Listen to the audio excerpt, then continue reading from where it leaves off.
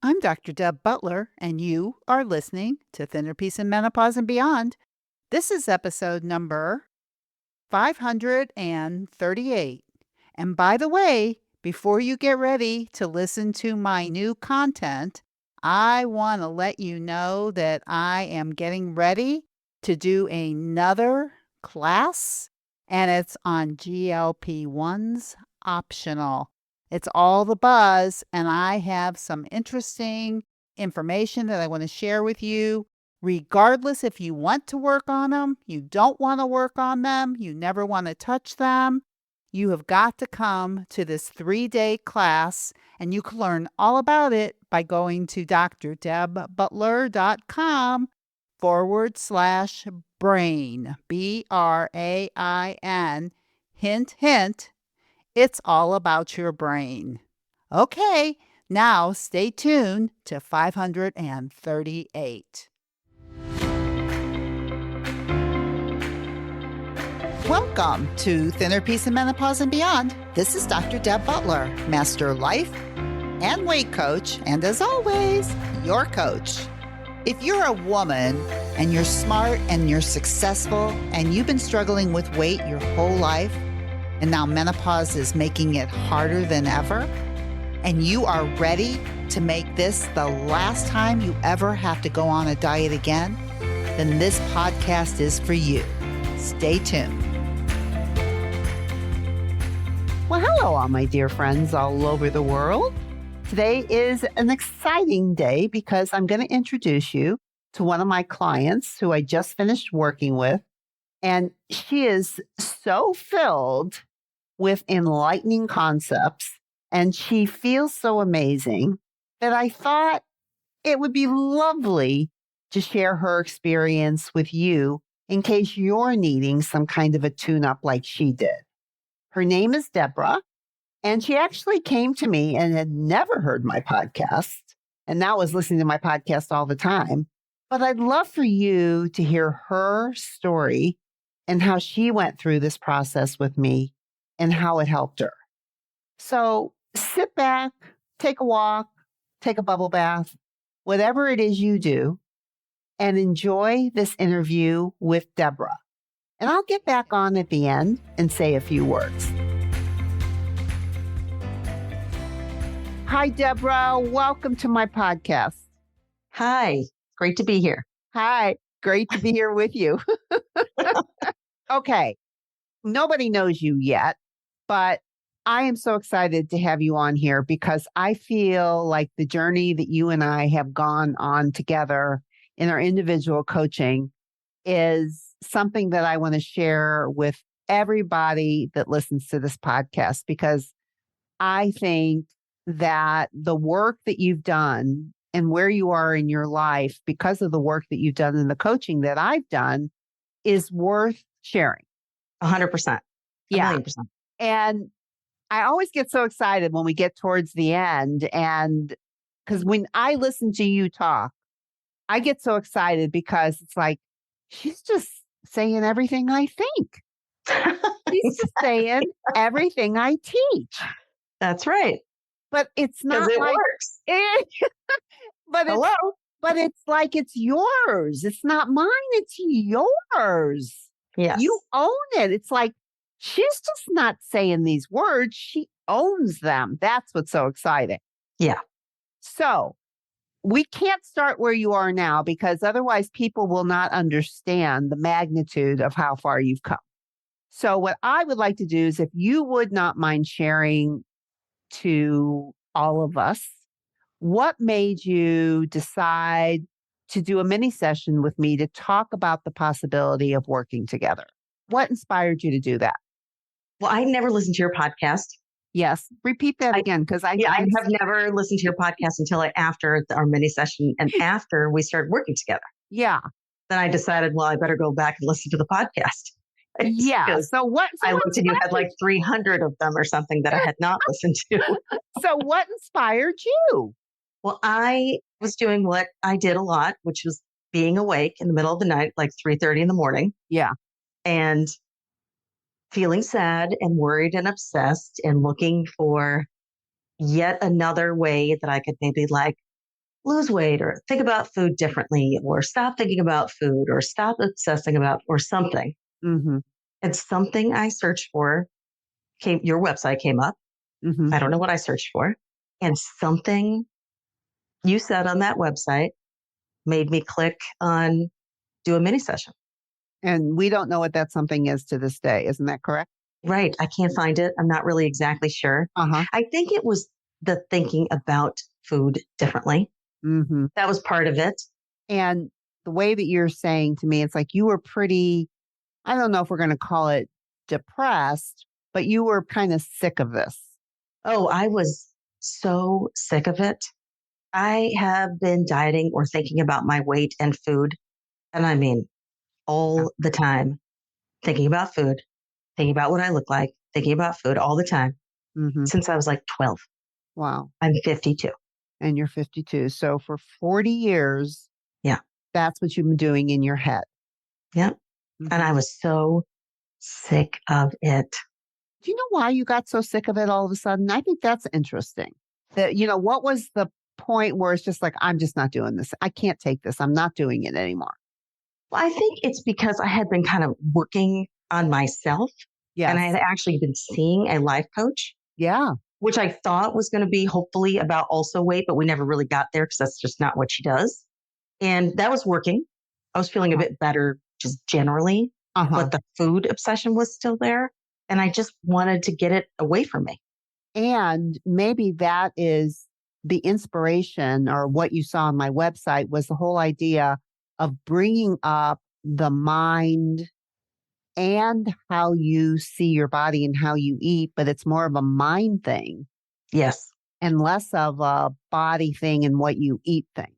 Yes. Actually, that was my favorite thing when we first started Yeah. doing food journals. I never told you that. Well, tell me. It's not about the food. Who cares? Just write it down. We did not talk about food. I mean, I can't remember when we started talking about food. Have we talked about food? I'm sure we have. Point well taken for everybody that's listening is that, and yet food journaling was imperative to your journey. Would you not say that that's Oh, true? you have to do it. But it really felt like, well, before, right? You do food journals and you're on some plan and then you match or don't match the plan and then you give whatever. There's just Yeah. so much stuff about food journals. These food journals didn't feel like that at all. Which is interesting to talk about because most people feel about food journals the way you used to. It's Yeah. almost like a reporting of the food that you're eating and if you're on plan or if you're off plan. Right. Exactly. It's like you're winning or you're losing. Uh-huh. And then That's it. when you think you're winning, you like to It's journal. great. Yeah. And when you think you're not, you don't want to put it down on a food journal. Right. Instead of put it down, what's been happening? What happened? Like, can we talk about it? Let's talk about it. What happened? Why are you overeating? Why are you whatever? Because what happened in your day? And that's where you and I started. Because I think in the beginning, you pretty much said to me, and I do say this a lot in our mini session, is you just need to do what I tell you to do. Yes. And I had your firm commitment that you would. And you are a woman who does what she says. You are. Yes. And I think that was probably part of the confusing part of everything is that you are a woman that does what she says she's going to do. And you didn't understand this confusion around food in your body when you have such a firm stance on most things. That's right. Yeah. Mhm. And people who are listening to you may not be able to hear that in you yet. But I'm saying about you is that if you say you're going to do something, just get out of your way. Yes, that is true. That's how I I'm just gonna see do you. it.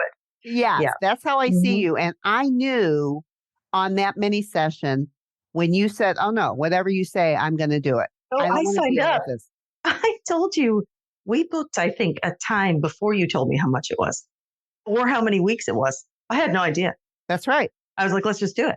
When can we do it? Let's do it.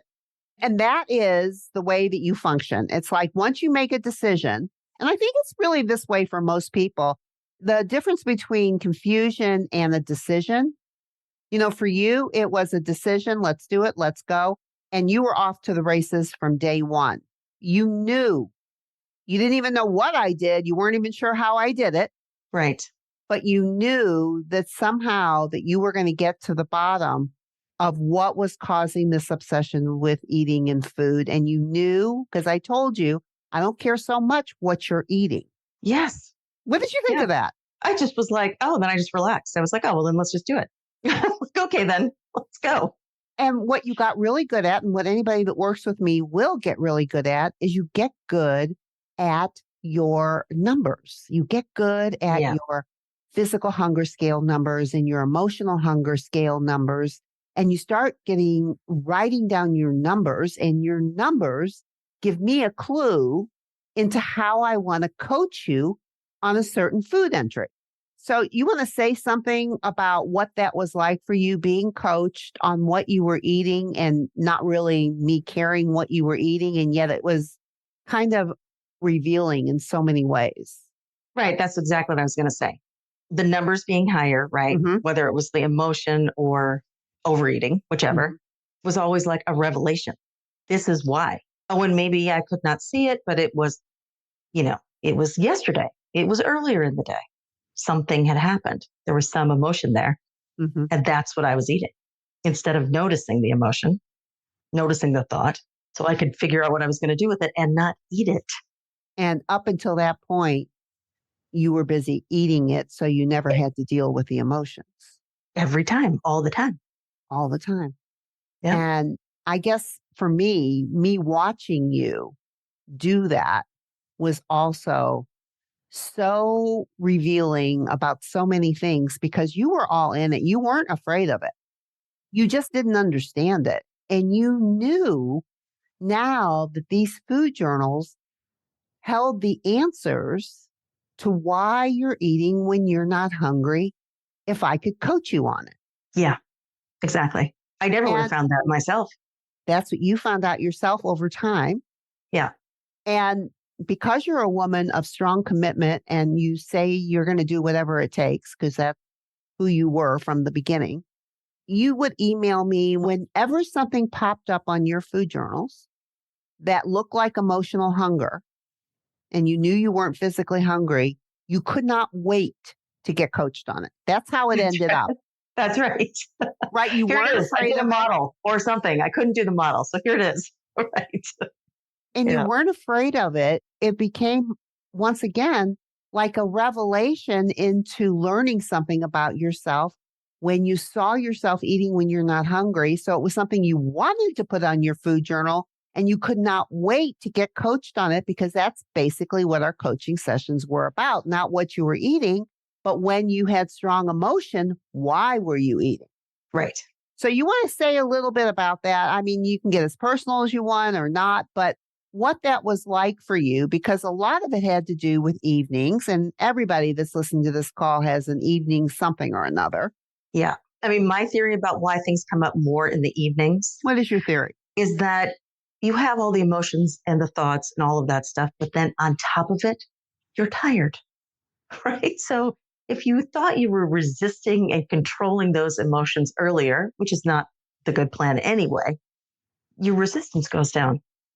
So you, instead of feeling the emotions, you eat Oh my God, that is because they brilliant. just get so much bigger that you've got to do something with them. When I didn't know what to do with them, I would just eat them. And you said to me, I remember from the beginning, is that you knew that you did this. Yeah. You knew that at nighttime, yeah, I just feel angry and I just feel this and I just feel that. You could say that. You were that much aware. You just didn't know what to do with it. Right. So, what was the difference between before you were working with me and you still, I think you knew some of that stuff was there, some of those emotions were there, but you ate it and drank it anyway, Yes. right? And so, what was the difference between eating and drinking it anyway and then not eating and drinking it anymore?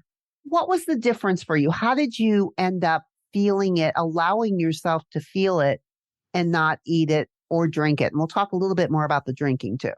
I think it was just with you being able to feel even any of the emotions and knowing how to feel them, which I'm still completely practicing, right? I do not do that Yes. all the time at Yes. all, but I'm trying really hard to just feel them. Well, And you're I do aware. believe, really, if you feel them, they go away. And if you feel them, let's say they're huge, Uh huh. if you feel them, then you actually can go back and figure out what you were thinking to make you feel that. When they're so huge, you can't figure out what in the world am I thinking that's making me feel like this. Good point. So we can talk about that a little bit too, because I think that a lot of times people think all I want to do is just change it. All I want to do is just change it. And what you went through is that before you could change it, you had to feel what needed to be changed before you could actually change it. So if you were angry and you were thinking that somebody did you wrong, let's just say that in your Yeah. mind, you just believed that somebody did something and they shouldn't have done it, because that kind of happened a lot. Anger was a feeling that Yeah. would come up a lot, right? Yeah, for Uh-huh. sure. And when the anger was really strong, or you knew that you were thinking that they just shouldn't have done that, first of all, in the beginning, I don't even think you knew that the thought was what was causing you No, definitely the not. anger. You Yeah, thought the person was causing you your for anger, sure. whoever it was, Yes, right. Exactly. right? Yeah. Which is the way it is with most people. And through us working together on the model that our thoughts create our feelings and our feelings create our actions and our actions create our results, you started to be able to see that you really didn't have to control the Yes. person that was causing your negative emotion. It was your brain that was causing you the negative emotion. Yeah. Okay. I'm going to tell you. Here's my personal thing I will tell you. Okay, That was tell the me. thing that got me Okay, on tell me the what got you. understanding the model and the thoughts and all the stuff. The thoughts about my mother, I can't believe who you're was going to talk very about it. overweight, Mm-hmm. right? And she made a comment to me when I was 12 that when she was 12, she Mm-hmm. weighed a lot less than I did. And I made that mean that, well, I'm heavier than my mom was when she was 12. So clearly I'm going to be heavier than she is now when I'm older. I just Mm-hmm. made it mean that. And you and I talked about like what could her motivation have been for that statement and other random things she said that felt mean to me and upsetting. To think she said that stuff to me because she loved me so much, not because she was trying to hurt my feelings. So, first, feeling how bad I felt about stuff that my mom said, Mm-hmm. actually feeling it first, and then changing what I thought about it. It was like the second session or the first. I remember. Yeah. Yeah, because she was, as is with many, many women and their mothers, alive or not alive. Yeah. They live in our brains, and all we remember more than anything is what our thoughts were way back when. Right. And we think those thoughts, as you did, was an actual fact about you or her, when all it was really was she said something, you made it mean something, and you're still making it mean the same thing 40 and 50 years later. Right. And I think what you're saying is that once you realize you didn't have to think that anymore, like what she said, you can't change it. Right. But what you think in the present moment is totally changeable Totally changeable. and Totally totally changeable changed you pretty quickly. immediately. Right. Yeah.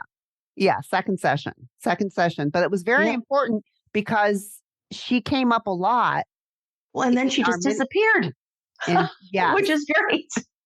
I love my mom, but we don't need to talk about my mom, about me and how I feel and my food and all that stuff. she's not with you every day. And yet it felt like Mm-mm. she was. Yes. And she was saying things, and you were talking back to yourself as if you were 10 years old. Right. And instead of a 52-year-old woman with a great brain that can see things clearly. And so you stop making it mean that's going to happen to you. That's right. That was kind of freeing, wasn't it? Oh my God. Yeah, totally.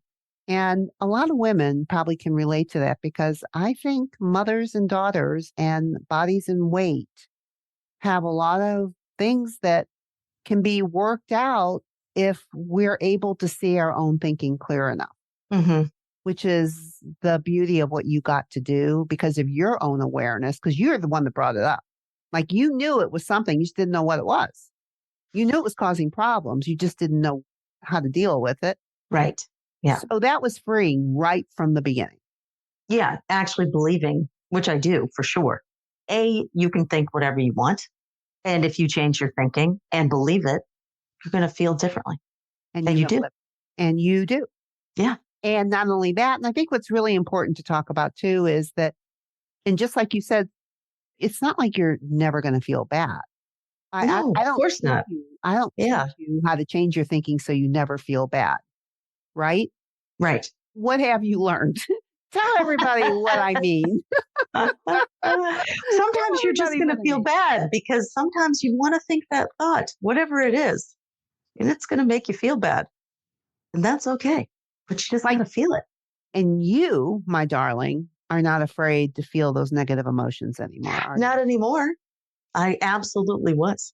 You absolutely were. And because you were afraid to feel or think you shouldn't be feeling something, Right.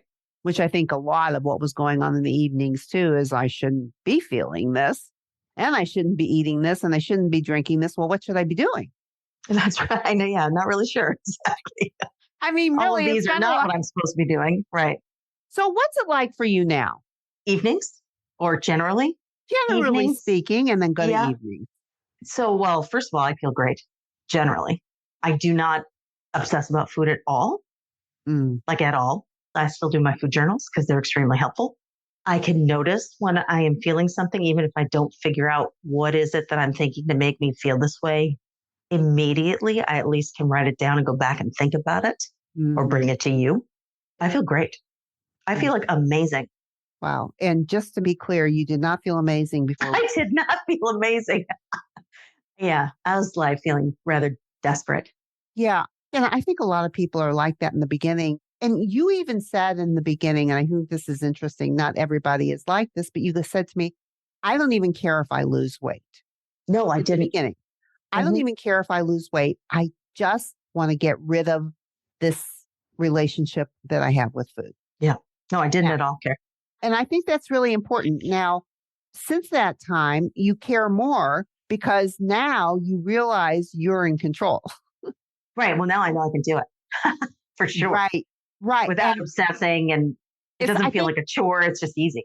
say a little bit more about it's easy. What do you mean it's easy? Well, somehow it seems because I'm not obsessing about everything, because I can see and feel my emotions. It's just now the food journals just help you lose weight if you just notice what you're eating. And notice I'm and just notice your happier. numbers. So yeah, exactly. If you eat in the Mhm. numbers, you just lose weight. It's like everybody says on the regular diet plans, whatever, if you just eat like this, you just lose weight, but they miss all of the emotional stuff, which you Except have for to all do, the which I emotions, feel it's like easy you to have to do first. You have to do the emotional stuff first. that's the biggest difference, really. And I think that's why you feel amazing is because you actually can feel negative emotion. So I just want everybody to hear this is that if you want to feel amazing, it's important that you learn how to feel negative emotion because that's what everybody wants to stay away from so that they think they can feel amazing. Right. And yet what Not you're true. saying, I know you're saying the exact opposite. Yeah. And I'm going to say what I just told you about the podcast with another listener, where you said something like, if you resist whatever those emotions are, negative, you keep resisting them, they're with you all the time, a little bit. That was me for Mm-hmm. sure. Mm-hmm. I was depressed all the time, a little bit, because I was resisting feeling sad, mad, whatever it was, every time. Not unusual, but it's good to know. And it's good to know that the scariest part was thinking that you were going to live the rest of your life being obsessed with food in your body, right? Yeah. Yes. And a lot of people are more scared of feeling their emotions, but realizing that if you let yourself feel the emotions, you don't have to be afraid anymore and you won't be obsessed with food or your body anymore. It's like Right. one thing leads to the other. It's not the opposite way. You don't resist it, you allow it. And that's how you start losing weight. Right. Yeah. It's almost like, boy, I should repeat that, but I don't think I can repeat it again. But that is pretty good. Okay. So, one last thing I just want to ask you. What would you say to somebody who's listening to this podcast who was desperate, who's sick of it, What would you say to them if they were thinking about wanting to work with me or go through this process? What would you say and how would you encourage them? Well, I think first, there's no hurdle, right? With the mini session, Yeah. it's free and I'm talking to everyone. You will love Dr. Deb. You will just love her. She is the least judgmental person I have ever met. So caring, and she can really help you. I sound awesome and I feel awesome. And you're right, we should have recorded my mini session Yeah. because Yeah. I did not sound or feel awesome at all before. And now, It's amazing how much different I feel. because one of the things that you said to me, and I think this is important too, is when we talk about why is this the last time you will ever lose weight again, you said one sentence. And the sentence that you said is because I'm calm around food. And I think that was what compelled you in the beginning, wasn't the weight, that wasn't the number on the scale. It was feeling like you could feel calm around food. Mm-hmm. Do you feel calm around food? 100%. 100%. No And more food drama. no more food drama. And it opens up your brain to so many things. Oh, so many things. I know I have so much space in my brain for so much other stuff. Oh my gosh, Deborah. Yeah. Well, all I can say is that I am so lucky to have someone like you to work with. I And am so lucky I found you in the middle of the night. in the middle of the night, In the middle of the night. I think a lot of people look for me in the middle of the night. I see a lot of mini sessions being set up in the middle of the night. And it's nice to know that for you, that this calm feeling that you have around food, has it not entered the rest of your life too? Oh, yes, definitely. It's not at all that I don't feel emotions, but I feel so much calmer about everything, just So it's everything. not really just about the food, is it? No, not at all.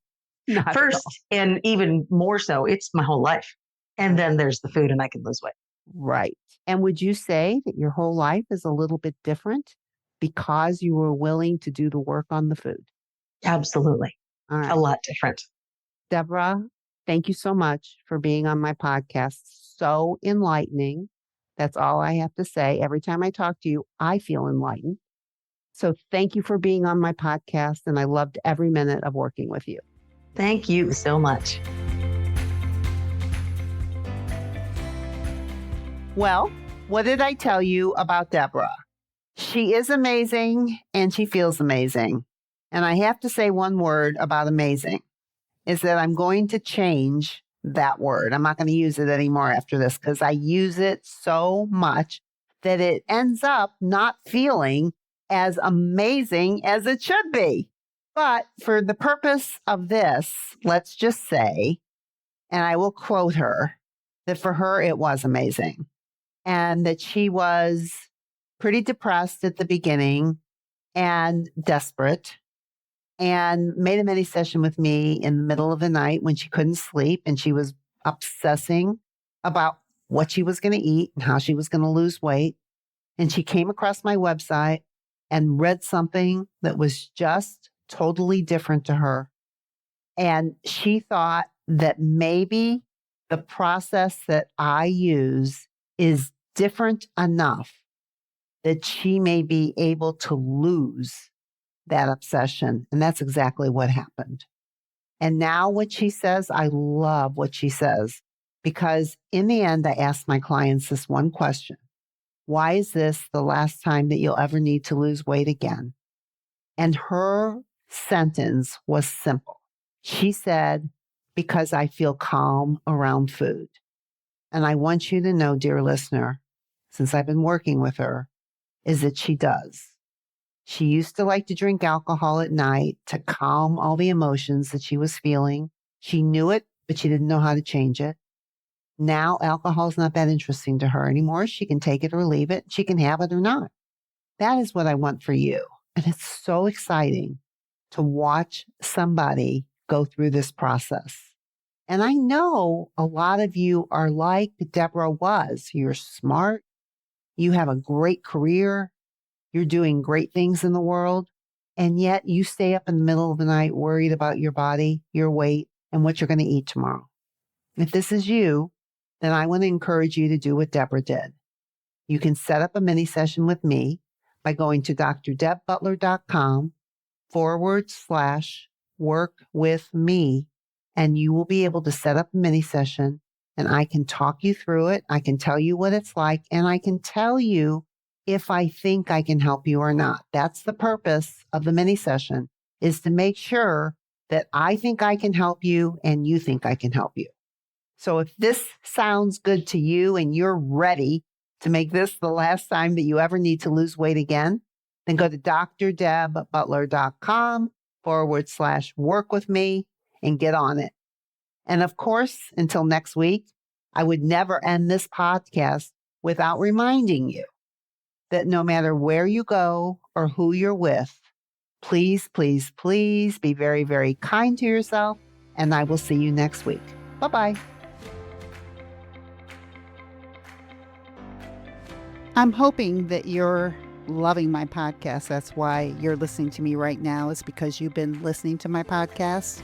And I just want to remind you that I've got a new class coming out. It's a 3-day class on GLP-1s optional, meaning if you've been thinking about wanting to take it, this is the class for you. If you never want to go on it for the rest of your life, it's something you don't want to do, this class is for you.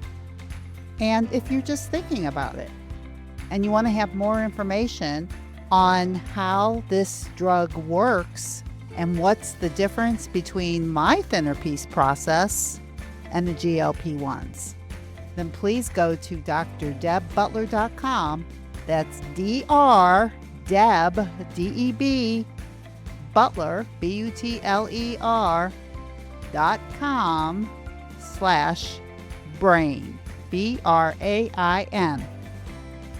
Hint, hint, it's got everything to do with your brain.